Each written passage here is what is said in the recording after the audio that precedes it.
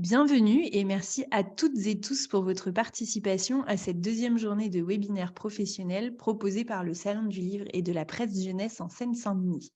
2 journées composées de plus de 80 rencontres avec l'édition de jeunesse. Nous sommes également heureux et heureuses de vous inviter au salon qui s'apprête à ouvrir ses portes mercredi prochain, le 30 novembre, et qui se déroulera jusqu'au lundi 5 décembre à Montreuil. En tant que professionnel du livre et de l'enfance, il vous suffit de vous accréditer en ligne sur slpjplus.fr pour vous y rendre en accès libre sur toute la durée de l'événement.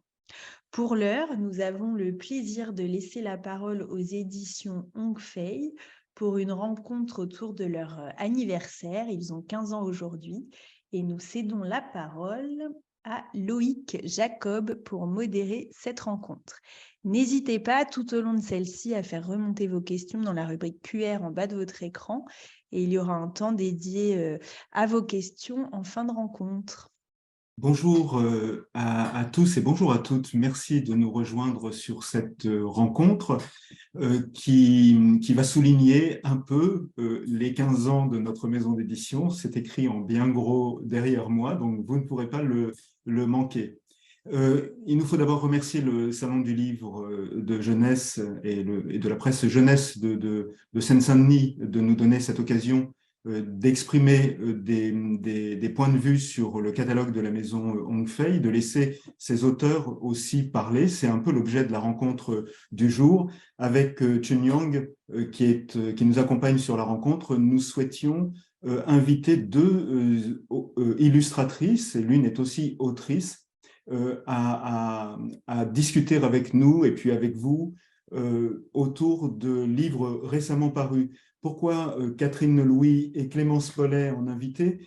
Parce que, comme on l'indique dans le petit intitulé de la rencontre, ce sont deux figures de l'illustration jeunesse, dont l'une est une figure qui a beaucoup publié, Catherine Louis, je crois plus de 130 ou 140 titres, peut-être même plus que ça encore, et qui a rejoint le catalogue assez récemment et qui nous fait marcher finalement sur des sentiers que nous n'avions pas encore fréquentés. Et puis Clémence Pollet, parce que Clémence, c'est la 10e année que nous travaillons ensemble. Nous venons de publier notre 9e titre ensemble. Je vous annonce tout de suite qu'il y en a un 10e qui paraîtra, on en parlera un peu tout à l'heure, et puis encore d'autres qui sont programmés, mais je ne veux pas mettre la pression à Clémence, d'autant que ce serait malhonnête de laisser croire que Catherine n'a pas de pression, puisqu'elle aussi a des livres qui sont programmés. Donc, je vais simplement leur céder la parole une petite seconde pour qu'elles nous disent chacune qui elles sont. Et puis, je reviens prendre la parole dans un instant. Catherine Louis, si tu veux peut-être nous dire 2-3 mots sur toi, en n'étant pas très long, on a peu de temps.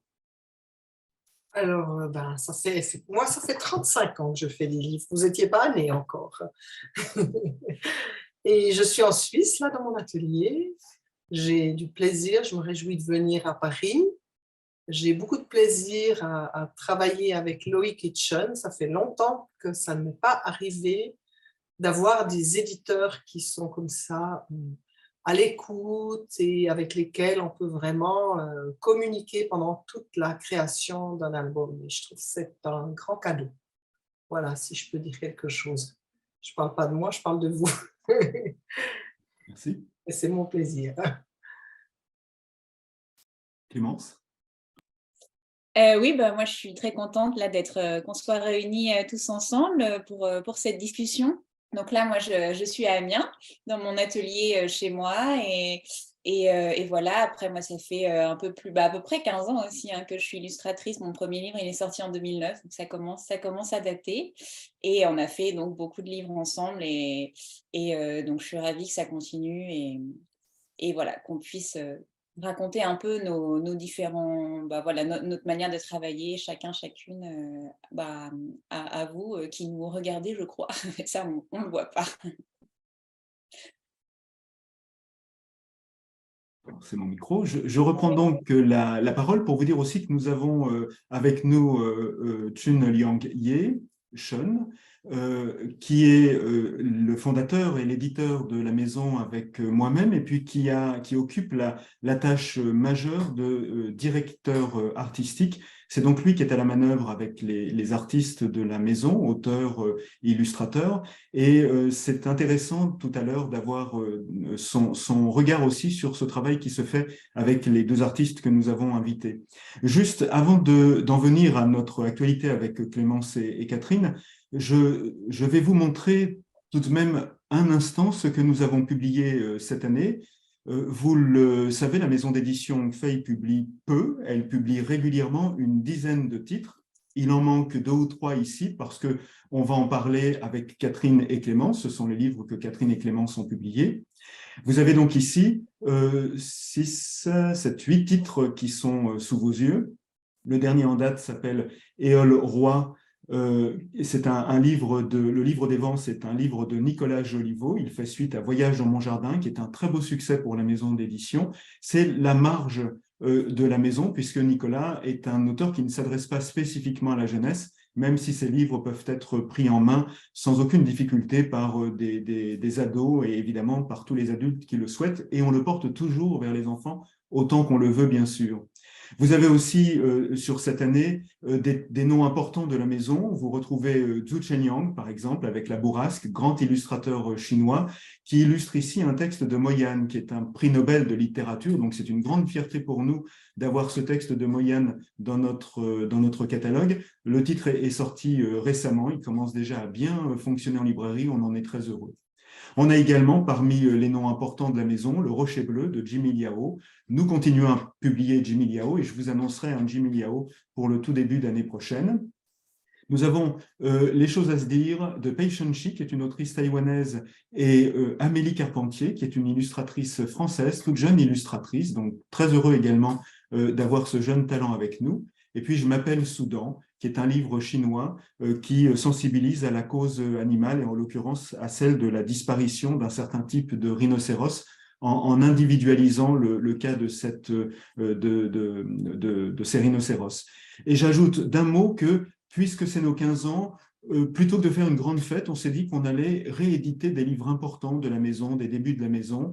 Et vous le voyez sur la gauche, je crois, de votre écran, Tigre amoureux, histoire merveilleuse d'un tigre amoureux, Pipo Pierrot et Rêve d'une étincelle. Ce sont 3 livres qui ont marqué les débuts de la maison et que nous avons été très heureux de rééditer dans un nouveau format, avec une nouvelle couverture pour tous, et puis avec une charte graphique que vous repérez, hein, le titre à la verticale et le dos toilé pour chacun, une manière aussi d'inscrire ces livres-là vraiment dans le longtemps. Je rappelle que c'est un des propos de la maison, que les livres, quand ils sont faits pour longtemps. Il n'y a pas de disparition de livres au catalogue. On en a fait 125, il doit y en avoir 123 disponibles, et ça devrait durer encore un moment comme ça.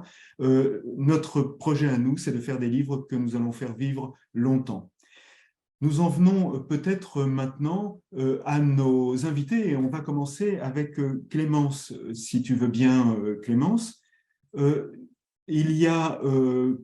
voilà, Clémence, voilà les livres que tu as publiés avec nous.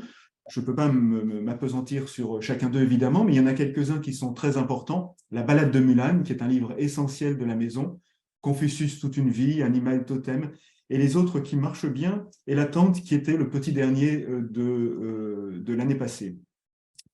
Tu as déclaré il y a peu de temps dans une interview à la presse que tu as déclaré: ce que j'aime surtout, c'est créer des images, un univers, après avoir découvert les mots d'un auteur. Est-ce que tu accepterais d'abord, pour commencer, de nous faire entendre les mots de l'auteur Christian de Milly, dont tu as récemment illustré le texte Un matin de rêve?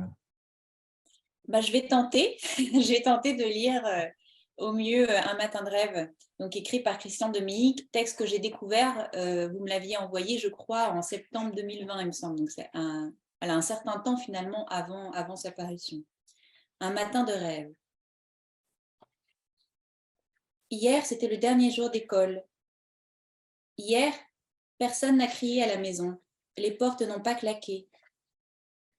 Hier, mon frère et moi on a joué. Il a perdu et j'ai gagné. Hier, c'était mon anniversaire. Hier, on a fait un grand voyage en voiture sans s'ennuyer.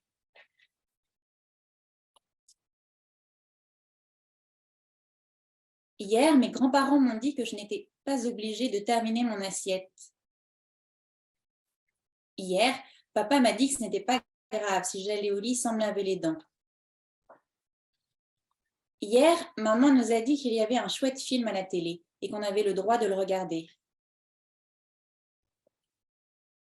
Hier, Benjamin m'a dit qu'il m'aimait. Hier, il n'y avait aucun nuage dans ma tête, mais j'ouvre grand les yeux. Et aujourd'hui, c'est aujourd'hui. Il fait un beau soleil. Le ciel est tout bleu. C'est un matin de rêve.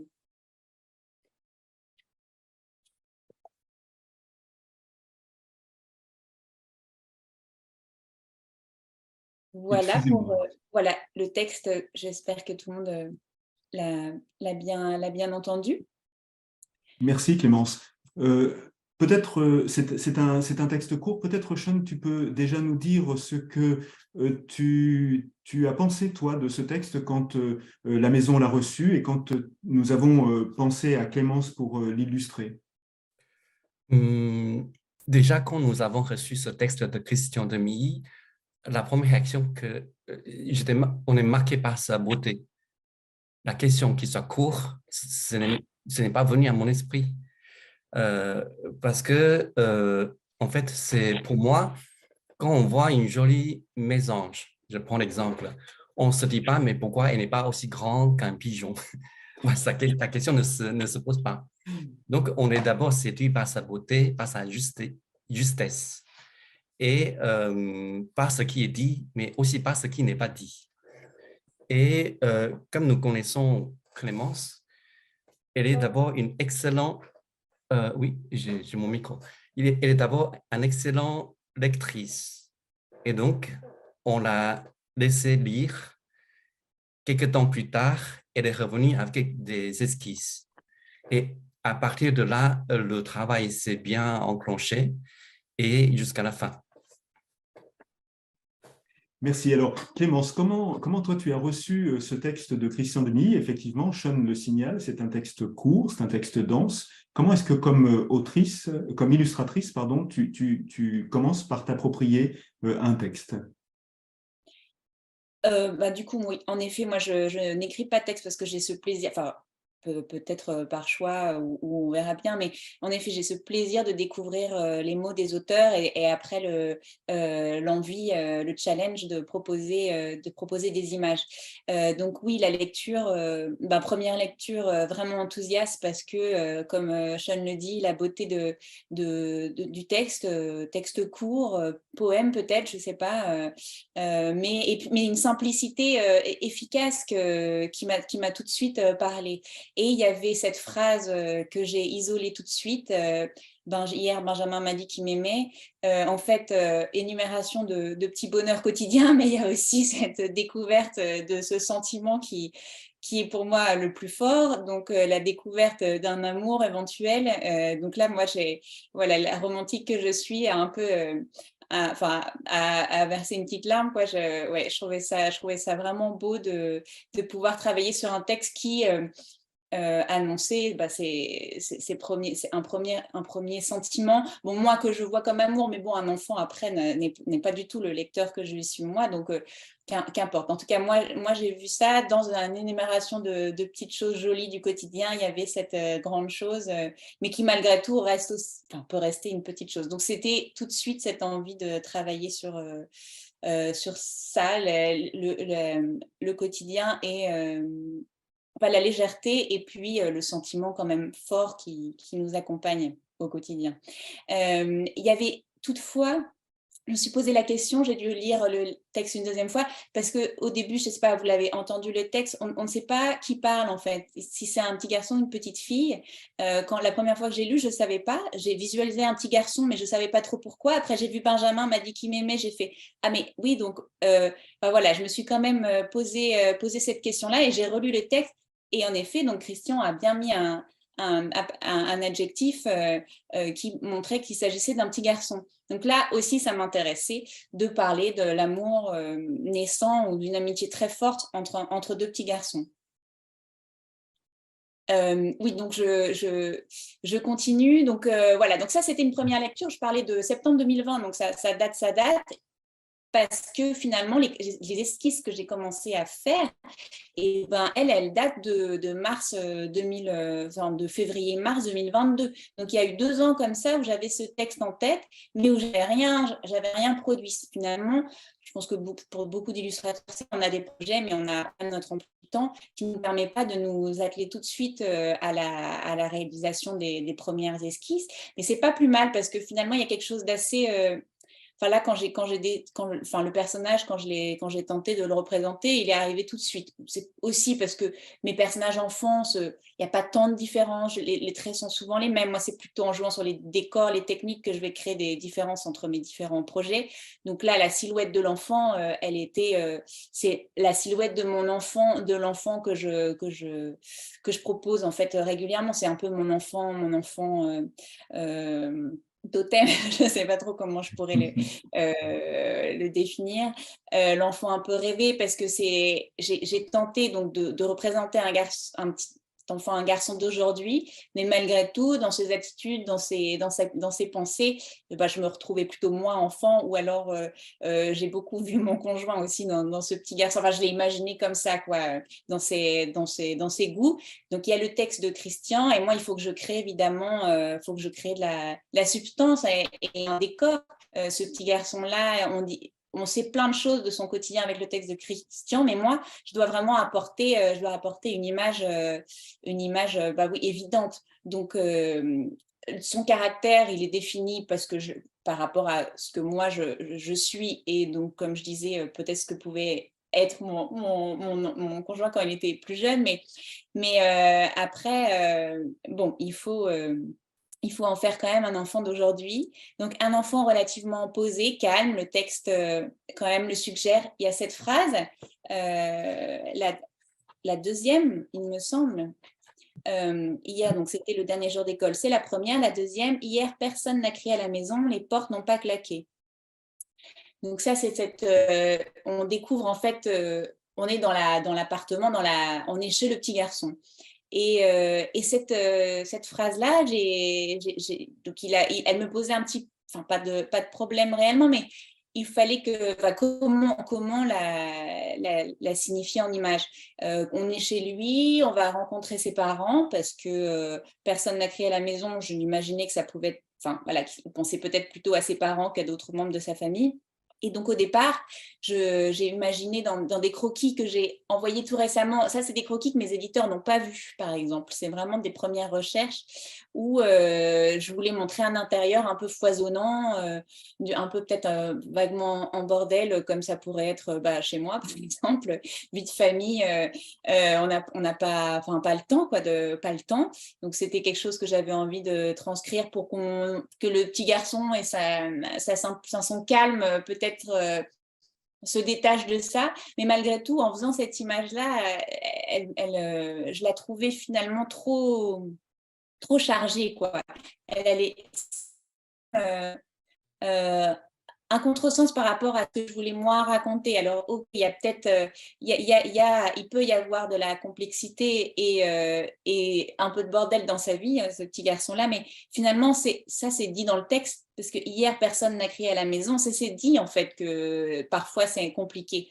Alors que là, aujourd'hui, ce matin, le petit garçon, quand il parle, ça appartient au passé. Lui, tout s'est bien passé dans la journée d'hier. D'où cette image se focus sur uniquement les parents qui le regardent d'un air bienveillant, notre petit héros. Et le fait d'être passé d'une double page illustrée à cette simple associée au texte sur fond coloré. Donc, j'ai pensé à ça. Je me suis dit que ça pouvait être un principe graphique du livre où on passerait parfois de double illustré et puis aussi de pages simples illustrées associées au texte de Christian. Et je trouvais que ça me mettait bien en valeur le texte. Voilà, posé comme ça simplement sur un fond coloré assez doux. C'est aussi pendant ces esquisses-là que j'ai choisi l'ambiance colorée. Moi, j'aime bien me donner des contraintes de couleurs de toute façon pour chacun de mes projets. Je réfléchis longtemps à la gamme, souvent limitée. Et là, pour celle-ci, donc de l'encre, hein, parce que j'avais envie, cette légèreté qu'on lit dans le texte, je trouvais que l'encre pouvait apporter cette douceur. Ah bah Loïc, un peu rapide. Mais non, mais Chloé me répond. Pardon. Ah oui, mince. Là, ça va? C'est bon, c'est revenu. Je suis D'accord. désolé. Non, pas de souci. Oui, donc là, c'est les pages. Tu montrais précédemment les pages simples associées au texte qui se mêlent donc à ces grandes doubles pages illustrées. Donc oui, la technique, là, vous voyez, il y a un effet un peu d'encre. Donc c'est vraiment de l'encre de Chine. Tout est dessiné à l'encre. En revanche, je travaille la couleur après sur ordinateur. Je transforme mes taches d'encre. Là, peut-être, Loïc, moi, je vais vous montrer quelques images en noir et blanc. Oui. Parce que je pense que tout le monde voit là Et tu les montres à l'écran ou tu veux partager? Oui, je pensais les montrer à l'écran, ouais. D'accord. Donc, j'arrête le partage. Je ne sais pas si tu peux partager, mais... Oh non, mais je vais les montrer juste comme ça, c'est pour montrer. Voilà, donc ça, le dessin en noir et blanc et l'image après en couleur. Mais voilà, tout est d'abord dessiné à l'encre de Chine, à format plus ou moins grand. Donc cette image, vous l'avez déjà vue. Il y en a d'autres. Et puis les fonds. Voilà, il y a l'image de où ils vont quitter leur appartement pour aller chez les grands-parents. En fait, elle se compose en plein d'éléments que je vais ensuite superposer sur l'ordinateur et transformer mes tâches en couleurs, quoi. Là, c'est l'image de la couverture. Et par exemple, voilà, un fond à l'encre qui serait transformé en jaune ou en bleu ou en rouge en fonction. Donc, ça fait qu'au final, j'ai énormément d'images. Et après, je fais mes petits collages sur ordinateur. Et cette technique, je l'avais utilisée parce que je trouve qu'il y a le geste de l'encre, hein, du pinceau, mais il y a quand même la précision, le contrôle que j'avais envie d'avoir sur ce projet en tout cas.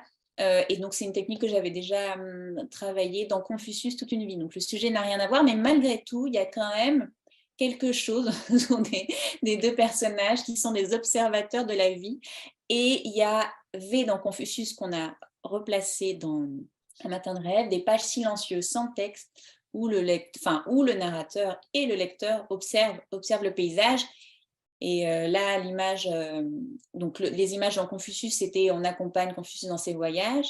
Et là, l'image par la fenêtre de voiture, là, le petit garçon, il fait ce grand trajet en voiture. Il va observer voilà, ce qui se passe par la fenêtre et qui n'a pas rêvé peut-être en voiture comme ça, regardant par la fenêtre à peut-être une déclaration d'amour qui a été faite peu de temps avant. Bon, voilà, moi Merci Clément, je suis obligé de t'interrompre parce que le temps file absolument à toute vitesse. Oui. Et on revient vers toi dans un instant. On va peut-être... Oui, Sean, ton micro. Oui, j'aimerais rajouter quelques mots rapidement sur Un matin de rêve. On a parlé de la longueur très courte du texte. Donc, c'est un petit bijou de texte. Et donc, finalement, dans un album comme ça, que les choses soient à leur juste place ou pas, ça se voit. Ça se voit peut-être plus que dans d'autres cas. Et donc, l'illustration de Clémence, déjà, on a vu que Clémence a fait un choix des choses et des personnages à mettre dans les pages. Donc, déjà, il y a un choix. Et aussi, le choix de mettre une telle phrase à telle ou telle page, ça, c'est aussi fait avec Clémence, mais aussi avec Christian, à qui on a montré la maquette. Et donc, il y a tout ce travail d'équipe. Et juste aussi pour ceux qui auront l'occasion de voir le livre, la proposition de la quatrième couverture aussi, qui reprend partiellement une image de l'intérieur du texte de l'album. Donc, c'est aussi une façon d'exprimer qui est assez, qu'on voit dans le travail de Clémence. Deux images presque identiques, mais à deux contextes différents, ça parle de deux choses différentes. Et donc, je vous invite vraiment à découvrir ce petit bijou. Merci, Sean.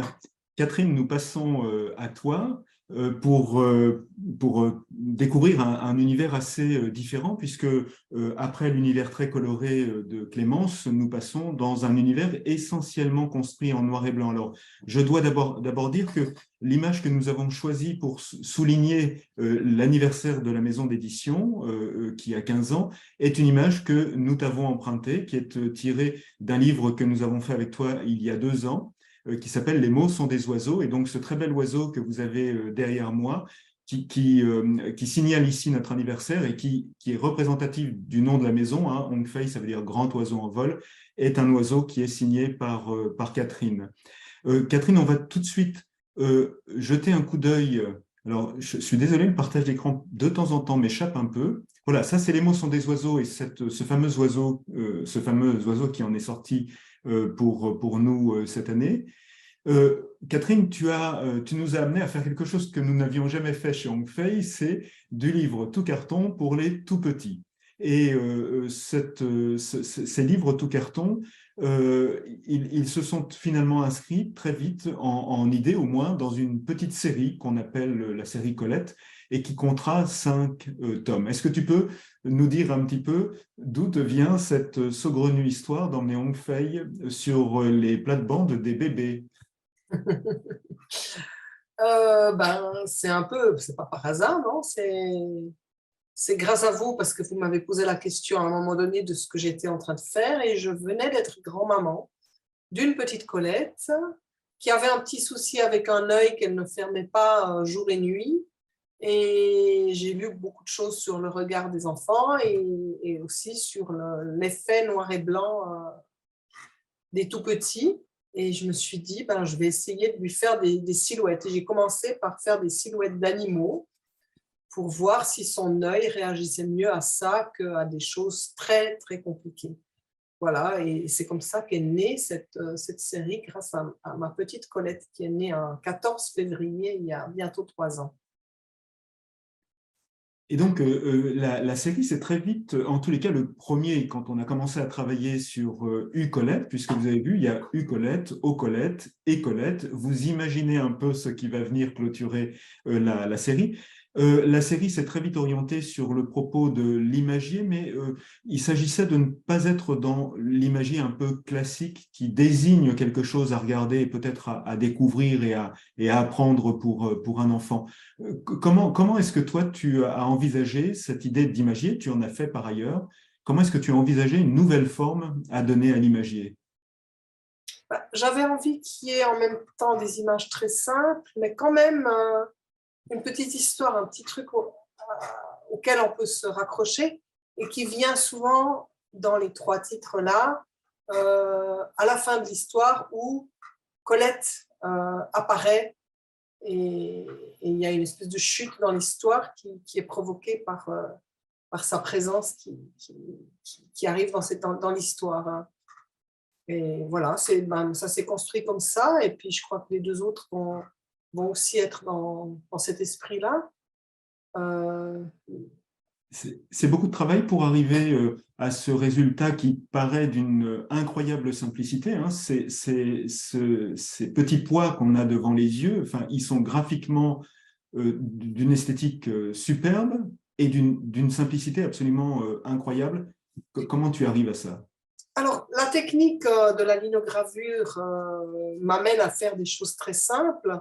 Moi, j'ai trouvé ce qui était le plus étonnant, c'était quand même tout le travail conceptuel, du texte, du rythme, du chat. Est-ce qu'on montre le chat en entier ou pas?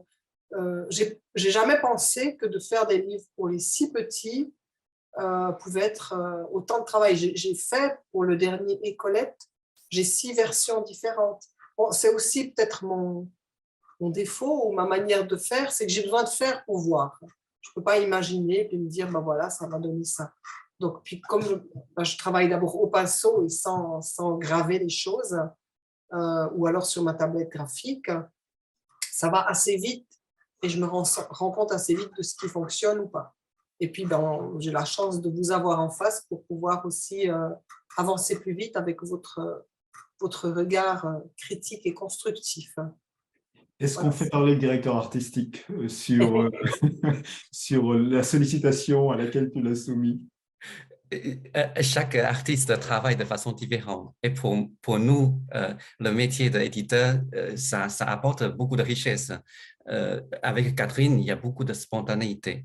Donc, il y a beaucoup de matière. Et donc, ça met l'éditeur à l'épreuve parce que tout l'art de créer, d'éditer, c'est savoir tailler. Donc, savoir s'écarter des choses qui sont très bonnes, mais on ne peut pas le mettre dans ce livre. Et du coup, c'est surtout Ecolect qui est le dernier. Avec Catherine, ce que j'ai fait, c'est de ramener toujours à Catherine à l'idée d'un imagier. Pourquoi? Parce qu'il y avait une tentation de raconter une histoire. Et avec Loïc, on a compris que parce que la vraie Colette avec qui Catherine vit et puis qui inspire ces histoires, Colette grandit. Mais pour les lecteurs du coup, Colette qui a déjà grandi par rapport à il y a un an, et vit des histoires un peu différemment. Par contre, pour les lecteurs qui découvrent la série Colette, c'est que c'est la même petite. Donc, un lecteur peut découvrir et Colette, le dernier né de la série, avant de découvrir les autres. Et du coup, avec Catherine, pour ce projet, l'important, c'est de ramener à l'idée que ça reste des images. Et l'histoire, c'est pour montrer que le bébé héros, il est acteur, mais le fait de ne pas trop s'engager à raconter une histoire, ça redonne à la fraîcheur de imagier à ce projet. Et voilà, donc je pense que le travail, ce qui s'est passé, c'est vraiment très enrichissant. Voilà, pour nous tous. Je suis obligé de te couper la parole. Catherine, tu peux juste nous dire un mot sur le rapport à la couleur, puisque ce sont des petits livres essentiellement noir et blanc, mais on voit surgir ici ou là la couleur. Comment est-ce que tu penses ça en très peu de temps, si tu peux? Il y a toujours, dans les deux suivants, il y a tout d'un coup une couleur qui s'impose. Et c'est vrai que j'ai eu de la peine à la mettre la première fois, il n'y avait pas de couleur du tout. Le deuxième, on a mis juste une petite touche, il y a les cerises qui sont en couleur. Et le troisième, le canard jaune. Mais ce n'est Alors, en fait, pas tout de suite pardon, le canard. Hein, on avait... je t'interromps parce que tu as oublié que dans le deuxième, en fait, il y a plein de couleurs. Oui, à la fin, oui. Je crois que j'avais oublié mon micro. Oui, à la fin, avec le portrait fait avec les fruits et légumes, ça c'est sûr. Oui, c'est ça. Et ce qui était intéressant, c'est que dans Eau Colette, tu nous proposais de mettre 3 couleurs qui finalement vont s'inviter, mais l'une après l'autre, dans les 3 suivants. Donc, ce qui fait que chacun de ces imagiers, avec sa cohérence dans une série, est tout de même très singulier par rapport aux autres. Hein. On a bien un même propos qui est un propos narratif, avec toujours une petite chute. Il y a aussi toujours, je me disais, hein, il faut ramener à l'imagier et aussi à l'imagier tel que l'enfant auquel on l'adresse peut le recevoir. Par exemple, vous voyez, pour Récolette, on était parti sur un enfant qui part en vacances et on s'est dit à un moment, mais une valise de vacances pour un tout petit, ça n'a pas de sens. Donc, il faut revenir à une malle dans laquelle il y aura des objets que connaîtront mieux ces enfants. Je vous montre d'un mot les éléments de la technique de Catherine parce que ça nous donne des images absolument superbes, des photos superbes qu'elle fait dans son atelier qui est derrière elle. Si tu peux nous dire juste un petit mot sur cette technique. C'est de la linogravure, donc je fais d'abord tout au pinceau et après mes croquis au pinceau, je les transfère sur mes plaques à l'envers. Bon, quand c'est des images symétriques, ça va, je ne le fais pas comme ça. Parce que j'ai besoin de retrouver mon image à l'endroit sur mon papier. Et je fais beaucoup de tirages parce que j'ai envie d'avoir ce grain et chaque tirage est différent. Donc, jusqu'à que je sois contente d'une version, il y a pas mal de tirages. Et j'aime bien le côté résistant de la linogravure. Je trouve ça quelque chose qui me plaît beaucoup. Alors maintenant, on passe à la minute révélation, ce qui va apparaître l'année prochaine dans les rayons des librairies et qui sera signé par nos deux illustratrices. Alors pardon Catherine, parce que je montre évidemment une couverture qui est très très loin d'être aboutie. Donc le fameux A Colette qui arrive et dont vous sentez un peu de quoi il parlera et quelle sera la couleur qu'on trouvera. Tout à l'heure, il y avait un canard dans Et Colette, un canard jaune. Ici, on a un arrosoir vert. Rien n'est tout à fait fixé, mais les choses sont sur cette voie-là. Et puis, Petit Monde, qui est le prochain tout carton de la maison. Donc, vraiment, Catherine nous a fait prendre un pli. Et il se trouve que depuis plus de 2 ans maintenant, nous avons un projet avec Clémence Paulet et Agnès Domergue. Ce projet a mis longtemps à mûrir, mais voilà, il paraîtra en mars 2023. Il faut que je vous montre juste une toute petite seconde des planches de la... Ah, je ne peux pas avec mon écran, malheureusement. Vous n'allez pas pouvoir voir. Hop, c'est à peine visible. Non, je suis désolé. Désolé, Clémence. Vous devez me faire confiance. C'est superbe. C'est absolument merveilleux. Donc, ce sera un petit cartonnet qui paraîtra en mars l'année prochaine. Je vous montre juste une diapo supplémentaire sur ce qui paraîtra en début d'année, puis peut-être on passe aux questions. Donc, Sous une même lune, un superbe livre de Jimmy Liao, peut-être celui qui s'adresse le plus aux enfants qu'il ait fait jusqu'à maintenant, et qui parlera d'un retour à la maison d'un homme qui a fait la guerre et qui a été blessé. C'est sans lien avec l'actualité pour la création elle-même, le livre a plusieurs années, mais évidemment, ça résonne d'une parfaite actualité. Archibald et ses chatons de Gaël Duazé, qui paraîtra en février prochain. Gaël Duazé, on adore et on est l'éditeur des livres dont elle signe le texte autant que l'image. Voilà un de son prochain chez nous. Et puis Maury, jeune artiste taïwanais qu'on a la chance d'avoir en France pour quelques mois et qui est en train de travailler avec nous sur un nouveau livre. Allons voir la mer. Le titre est provisoire. Les esquisses que vous voyez pour Gaël Duazé et Maury sont encore de l'ordre de l'image à travailler, mais ça vous donne un peu une idée des choses. Peut-être peut-on passer aux questions, si vous voulez bien, du côté du salon. Alors, du côté du salon, on a une question que je vous lis. Bonjour, auteurs et illustrateurs, illustratrices tombent-ils automatiquement d'accord sur les propositions, choix des illustrations? Est-ce que, Sean, comme directeur artistique, tu veux bien répondre à cette question? Ton micro. Ton micro. Non, on ne tombe pas automatiquement d'accord sur la façon d'illustrer un texte. Et c'est pourquoi j'insiste sur la disponibilité à lire un texte. Parce que un illustrateur, il peut très bien savoir s'exprimer, mais je pense que quand on est auteur, on lit le monde. Quand on est illustrateur, on lit le monde, mais on cultive la capacité de lire un texte, de lire ce qui n'est pas dit. Et du coup, il y a vraiment un travail en commun pour que l'auteur accepte que son texte soit lu sans lui et que l'illustrateur accepte d'accéder à un texte en quittant ses sentiers battus. Et donc, il y a un travail vraiment de dialogue. Merci. Et c'est parfois une exigence nécessaire que de séparer l'auteur de son texte. C'est parfois un peu cruel, mais il arrive que nous soyons obligés de travailler avec l'auteur sur la nécessité qu'il a de laisser l'illustrateur être un lecteur tout à fait libre, hein. La première implication, le premier lecteur, c'est l'illustrateur. Si l'illustrateur n'est pas libre, le lecteur final ne le sera pas non plus. Y a-t-il d'autres questions? Non, c'était la seule question. Alors, peut-être on peut revenir puisqu'il nous reste quelques 2-3 minutes. Est-ce que tu veux, Clémence, nous dire 2-3 mots sur Petit Monde?